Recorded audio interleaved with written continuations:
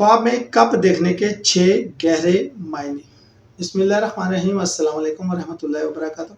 क्या आपने कभी ख्वाब में खूबसूरत कप देखा है, चाहे वो चाय का कप हो या पानी पीने का गिलास?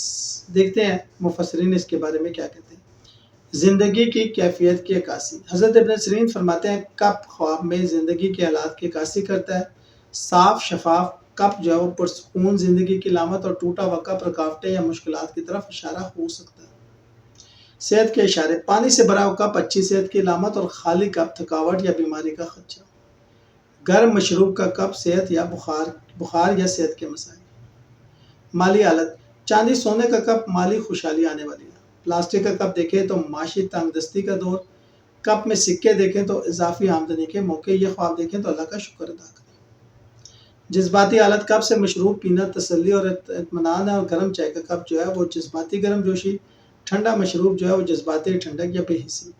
समाजी ताल्लुकात की बात करें तो किसी को कप देते देखना मदद या हमदर्दी। मेहमानों को कप पेश करना समाजी ताल्लुकात में बेहतरी। कप गिरना ताल्लुकात में कशीदगी।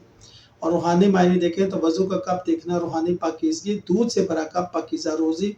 और शराब का कप जो है वो गुनाह की तरफ रुजू हो सकता है। शुक्रिया।